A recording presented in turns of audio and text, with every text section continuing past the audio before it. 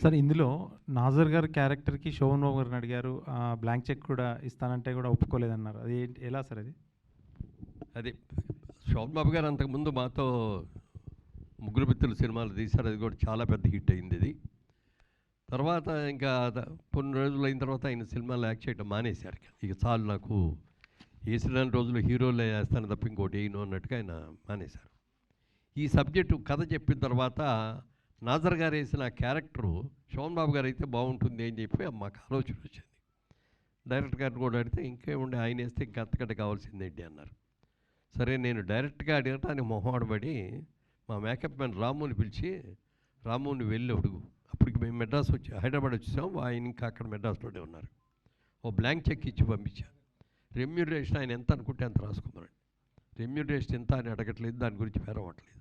But ఈ character ఆయన చేస్తే, అంటే కొంచెం ఏజ్డ్ క్యారెక్టర్ లాగా ఉన్నా కూడా సినిమాకి చాలా వాల్యూ పెరుగుద్ది, కథకు చాలా ఇంపార్టెన్స్ పెరుగుద్ది, ఆ క్యారెక్టర్కి విపరీతమైన ఇంపార్టెన్స్ వస్తుంది అని చెప్పి అనుకొని పంపిస్తే ఆయన ఫోన్ చేసి, సారీ మురళీమోహన్ గారు ఏమనుకోవద్దు, నేను శోభన్ బాబు అని ఎవరైనా గుర్తు తెచ్చుకోగానే నేను హీరోగా ఉన్నప్పుడు ఎలా అందంగా, ఎలా టిప్ టాప్గా డ్రెస్సులు వేసుకొని ఎలా చేశానో అలాగే నన్ను గుర్తుంచుకోవాలి తప్ప ఒక తండ్రిగానో తాతగానో లేకపోతే ఒక రోగిష్టిగానో అట్లాంటి క్యారెక్టర్ నేను చేయదలుచుకోలేదు, ఏమనుకోవద్దు.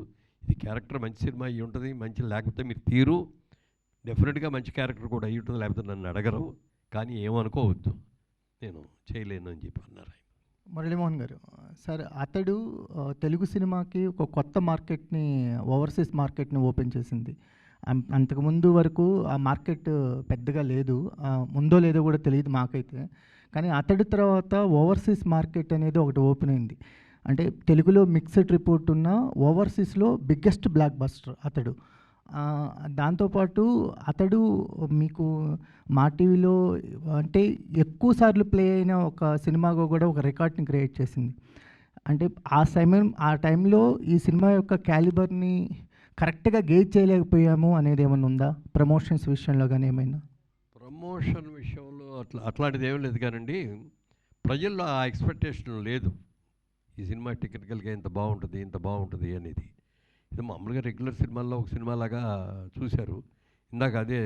మేము ఇందాక రమేష్ గారితో దగ్గర మాట్లాడేటప్పుడు కూడా సినిమా ఎండింగ్ తెలుసుగా, క్లైమాక్స్ అనేప్పటికీ మనకు బ్రహ్మాండంగా ఫైట్లు గీట్లు అవన్నీ ఉండిపోయి మొత్తం హీరోయిన్లు అందరూ కలుసుకోవటం ఒక ఇదిలా ఉంటుంది.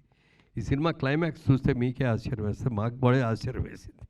ఎందుకంటే ఆ ఫైట్ అయ్యి అంతా అయిపోయిన తర్వాత మళ్ళీ తిరుగు ప్రయాణం ఆ ఊరికి అన్నారే తప్ప మళ్ళీ మిగిలినంత రావటం అది లేకుండా, అంటే ఒక కొత్త రకంగా తీశారు. మీరు అన్నట్టు ఇండియాలో కంటే కూడా ఓవర్సీస్లో చాలా పెద్ద హిట్ అయింది, చాలామంది చూశారు. తర్వాత ఇవన్నీ చూసి సక్సెస్ వచ్చి మంచి పేరు వచ్చిన తర్వాత టీవీల్లో చాలామంది చూశారు. టీవీల్లో కూడా మీరు అన్నట్టు మా టీవీలో చాలా హయ్యెస్ట్ టైమ్స్ టెలికాస్ట్ అయిన సినిమా ఏది అంటే అతడే. సరే, అంటే ఎస్బీబీ గారి డబ్బింగ్ అనేది నాజర్ గారి క్యారెక్టర్కి ప్రాణం పోసింది. త్రివిక్రమ్ గారు కూడా ఒక ఇంటర్వ్యూలో చెప్తూ, అక్కడ మేము షూటింగ్ లొకేషన్లో చెయ్యని సీన్ కూడా ఎస్బీబీ గారు ఒకటి యాడ్ చేశారు. మహేష్ బాబు గారు కాళ్ళకి దండం పెడుతున్నప్పుడు జాగ్రత్త అంటారు, అది యాక్చువల్గా ఒరిజినల్గా లేదు, ఎస్బీబీ గారు యాడ్ చేశారన్నది. ఇప్పుడు ఎస్బీబీ గారు మన మధ్యన లేరు, కానీ ఆయన వాయిస్ని మళ్ళీ, ఆయన డబ్బింగ్ వాయిస్ని ఒక 20 years తర్వాత వినబోతున్నాం. అలా ఏం చెప్తారు సార్ ఆయన గురించి? కరెక్ట్గా అర్థం కాలేదు. అంటే ఒక కొత్త వర్డ్ని యాడ్ చేశారు, అంటే షూటింగ్లో లేనిది, స్క్రిప్ట్లో లేనిది ఎస్పీబీ గారు డబ్బింగ్లో ఒకటి యాడ్ చేశారు మహేష్ బాబు నాజర్ గారిది. సో అది ఒక కొత్త, మేము అనుకోలేదు, కానీ ఎస్పీబీ గారు యాడ్ చేయటం వల్ల సీన్ చాలా ఫుల్ఫిల్మెంట్ అయింది అని అన్నారు త్రివిక్రమ్ గారు. సో ఎస్పీబీ గారి వాయిస్ అనేది నాజర్ గారి క్యారెక్టర్కి ఒక ప్రాణం పోసింది. సో అప్పుడు ఎస్పీబీ గారు మన మధ్య లేరు, కానీ ఆయన వాయిస్ని మళ్ళీ ఒక 20 years తర్వాత మనం మళ్ళీ చూడబోతున్నాం మీ అతడు రిలీజ్గా. సో ఎస్పీబీ గారిని గుర్తు చేసుకుంటే ఈ సందర్భంగా ఏం చెప్తారు? అంటే యాక్చువల్గా ఇప్పుడు ఈ అప్గ్రేడ్ చేసిన దాంట్లో నాకు పెద్దగా అసలు నేను ఇన్వాల్వ్ కాలేదు, ప్రియాంకయే ఇన్వాల్వ్ అయింది. ఈ ప్రశ్నకి సమాధానం ఆవిడ చెప్పాలి, కానీ నేను పెద్దగా చెప్పలేను. అదే బాలసుబ్రహ్మణ్యం గారి గురించి చెప్పాల్సింది, చాలా గొప్ప వ్యక్తి. నిన్ననే మాకు రాజమండ్రి నుంచి మా వాళ్ళు ఫోన్ చేశారు, రాజమండ్రిలో బాలుగారి విగ్రహం పెడుతున్నామండి, గోదావరి ఒడ్డున ఘంటసాల గారి విగ్రహం పక్కన పెడుతున్నామని చెప్పి మీరు మెసేజ్ కావాలండి అంటే నేను పంపించాను వాళ్ళకి. ఒక అద్భుతమైన గాన గంధర్వుడు బాలసుబ్రహ్మణ్య గారు అంటే. గాంధీ సినిమాకి డబ్బింగ్ చెప్పాడు బాలసుబ్రహ్మణ్య గారు, మీరు ఎవరన్నా విన్నారో లేదో నాకు తెలీదు. నేను అది చూడగానే ఆ సినిమా, గాంధీ సినిమా చూసిన తర్వాత ఇమ్మీడియట్గా బాలుగారికి ఫోన్ చేసి, ఆ క్యారెక్టర్కి ప్రాణం పోశారు సార్ మీరు, ఎవరో మన ఇండియన్ కానీ ఒక వ్యక్తి, ఒక ఫారిన్ యాక్టర్ యాక్ట్ చేసిన దాన్ని మీరు డబ్బింగ్ ఎక్కడా కూడా అసలు చిన్న లిప్ మూమెంట్లో తేడా కానీ ఎక్స్ప్రెషన్లో తేడా కానీ లేకుండా చేశారు, హైలైట్ అండి, ఎక్సలెంట్ అండి అని చెప్పడం జరిగింది. అలాగే మరి ఆయన అద్భుతమైన వ్యక్తి. ఇవాళ ఆ డైలాగులు, ఆ డబ్బింగ్ను మార్చినవి ఏం మారవండి, అవి సౌండ్ సిస్టమ్స్ మారుతాయి తప్ప అవి ఏం మారవు. కానీ బాలుగారు అలాంటి మహనీయుడిని కరోనా వచ్చి పట్టుకుపోయిందనే దాని మీద అందరూ కూడా చాలా బాధపడ్డాం. ఆయన ఉండుంటే ఇంకో 10 ఏళ్ళ పాటు ఇంకా బ్రహ్మాండంగా పాడుతూ ఉండేవారు. యా సార్, మురళీమోహన్ గారు మళ్ళీ సినిమాలు తీస్తూ ఉంటున్నారు, కథలు ఏమన్నా వినటం జరిగిందా, ఇప్పుడు వస్తున్న సినిమాలను అబ్జర్వ్ చేయటం జరిగిందా, మీ దగ్గర ఎవరన్నా అడ్వాన్స్లో ఉన్నాయా, మీకు చేయాల్సిన వర్క్ ఎవరన్నా బ్యాలెన్స్ ఉన్నారా, ఎలా ఈ ప్లానింగ్ అంతా? అంటే ఇవాళ టెక్నాలజీ రోజు రోజుకి కూడా విపరీతంగా మారిపోతుందండి, సబ్జెక్ట్స్ కూడా మారిపోతున్నాయి. ఇప్పుడు అలాగే పాత సినిమాలు, పౌరాణిక సినిమాలు కూడా కొన్ని ఇవాళ మోడరేట్గా బ్రహ్మాండంగా చేసి వస్తున్నాయి, లేకపోతే ఆ క్యారెక్టర్స్ కొన్ని తీసుకొని సినిమాలు రిలీజ్ అవుతున్నాయి. దాంతో ఏమైపోతుందండి, ఎవరన్నా కథ చెప్తామని వచ్చి చెప్తే నేను హీరోగా వేసే రోజుల్లో కథ బతికేది ఇప్పుడు చెప్తున్నారు. ఈ సినిమాలు ఈ కథలు కావాలంటే నేను బోల్డ్ అని చెప్తానయ్యా, అలా కాదు. ఇవాళ టెక్నాలజీగా న్యూ టైప్గా ఇప్పుడు మన ఊరు కుర్రాళ్ళని, మన ఊరు కుర్రాళ్ళేనా తీసింది, అది కాదు మొన్న కమిటీ కుర్రాళ్ళని తీశారు, ఎంత బాగా తీశారు. అందరూ కొత్త వాళ్ళే, అందరూ కొత్త వాళ్ళతో ఒక విలేజ్కి మనం ఆ సినిమా చూస్తుంటే ఆ విలేజ్కి వెళ్ళిపోయి మన విలేజ్లో మనం తిరిగాము చూసాము అనేటటువంటి ఒక భావం కలిగేటట్టు చిన్న బడ్జెట్లో తీశారు, అద్భుతంగా సక్సెస్ అయింది. అలా తీయాలి అంటే ఆ సబ్జెక్ట్స్ ఆ టైప్ చూసి ఎవరు చెప్పలేరు నాకు ఇంతవరకు. ఎవరికాళ్ళు అద్భుతమైన సబ్జెక్ట్ అండి అని చెప్తారు, పిలుస్తాం, కథ చెప్తారు. నాకు కథ బాగా నచ్చితే అట్లాగా చక్కగా వింటారు, కథ బాగాలేదు అనిపిస్తే నిద్ర వచ్చేస్తూ ఉంటుంది నాకు. నేను చెప్తా ముందే, బాబు నాకు కథ నచ్చకపోతే మాత్రం మధ్యలో ఆపేస్తాను, దానికి మీరు ఇష్టమైతే నేను చెప్పండి. బట్ ఇప్పుడు వరకు ఇది భలే ఉంది అనే కథ దొరకలే ఇంతవరకు. ఈ ప్రస్తుత ఇది అయిన తర్వాత రేపటి నుంచి ఆకాశే పెరుగుతాయి. సార్ నా కథ వినండి సార్, ఇంతవరకు రాని కదండి, ఇది ఎవరో చూపించలేని కదండి అని. అంటే తను ఇవాళ రియల్ ఎస్టేట్లో చాలా బిజీ అండి. ఇలాంటివి ఏమైనా వస్తే నాకు ఖాళీగా ఉన్నాను కాబట్టి నేనే విని, ప్రియాంక ఇది బాగుందమ్మా నువ్వు విను అని చెప్తాను తప్ప ఆవిడ టైం నేను స్పాయిల్ చేయలేను.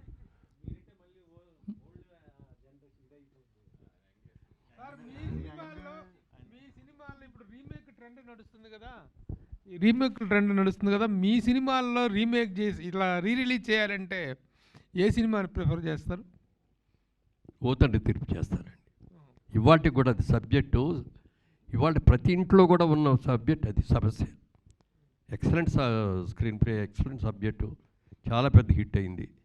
మాకు అన్ని రకాలుగా సినిమాగా సక్సెస్ అయి వచ్చింది, నాకు ఆర్టిస్ట్గా బోల్డెన్ టెలివిజన్ వచ్చింది, మొట్టమొదటగా best actor award Nandi award కూడా ఆ సినిమా ద్వారానే వచ్చింది.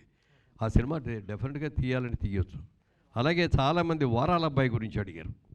వారాల అబ్బాయి వాళ్ళు చేస్తే బాగుంటుందండి, ఆ హీరో క్యారెక్టర్ కూడా గొప్ప క్యారెక్టర్ అండి, బాగుంటుందండి. ఇవాళ మరి యంగ్ హీరోస్ ఎవరైనా పెట్టుకొని దాన్ని తీసుకురావచ్చు.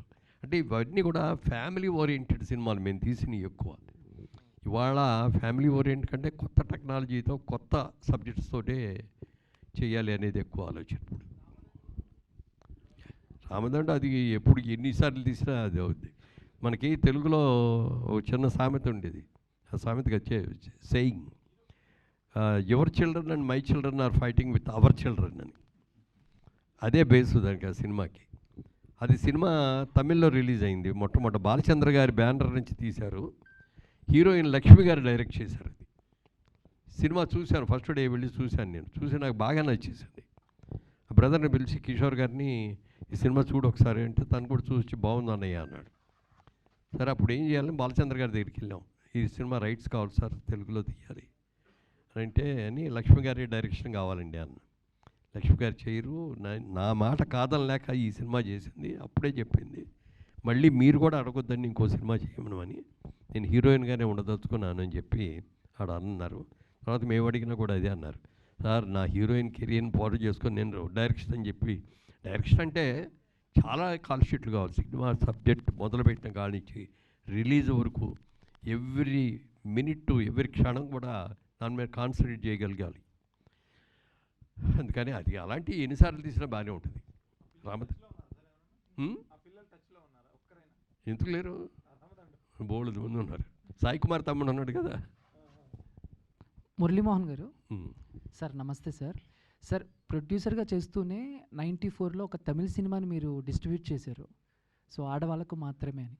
సో ఆ తర్వాత ఎందుకు ఇక్కడ సినిమాలు కానీ లేకపోతే వేరే లాంగ్వేజ్ సినిమాలు కానీ డిస్ట్రిబ్యూట్లో మీరు కంటిన్యూ అవ్వలేకపోయారు? అంటే ఎందుకు ఆగిపోయారు? అంటే అది ఇద్దరు సినిమా అక్కడిది. అంతకుముందు ఆ బ్యానర్లో చాలా అద్భుతమైన సినిమాలు వచ్చినాయి, చాలాసార్లు వచ్చినాయి. అవన్నీ కూడా మేము ట్రై చేసాం, మేము తీసుకోవడం కోసం తెలుగులో తీసుకొని డబ్ చేద్దామని. అవి దొరకాలి మాకు.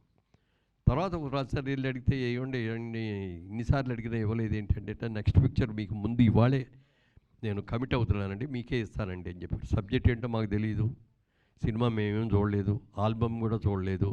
సినిమా ప్రేక్షకుడు ఎప్పుడు చూస్తాడో వాళ్ళతో పాటు మేము చూసాం. సినిమా అది ఏమైందంటే, సినిమా తీసినప్పుడు ఉన్న పరిస్థితులు వేరు, సినిమా రిలీజ్ అయ్యేటప్పుడు ఉన్న పరిస్థితులు వేరు. అది ఎంజీఆర్ గారు కరుణానిధి గారి కథ మీద తీసిన సినిమా అది. అది తర్వాత కొన్ని కట్ చేయాల్సి వచ్చింది అప్పుడున్న పొలిటికల్ ప్రెషర్స్తో. అవన్నీ చేయటం మూలంగా అది సక్సెస్ కాలేదు. But it's also very well made film. Sir, అంటే సోషల్ మీడియాలో ఎక్కువగా కొన్ని గాసిప్స్ వినిపిస్తూ ఉంటాయి సార్. అంటే ఈ పలానా హీరో ఈ సినిమా మిస్ చేసుకున్నాడు, ఆ సినిమా మిస్ చేసుకున్నాడని. అంటే అతడికి వచ్చేసరికి అంటే పవన్ కళ్యాణ్ గారు ఫస్ట్ ఈ స్టోరీ విన్నారు, కొన్ని కారణాల వల్ల చేయలేకపోయారని గాసిప్. అది గాసిప్ అయినా నిజంగా ఆ టైంలో ఆయన ఏమైనా అప్రోచ్ అవ్వటం జరిగిందా?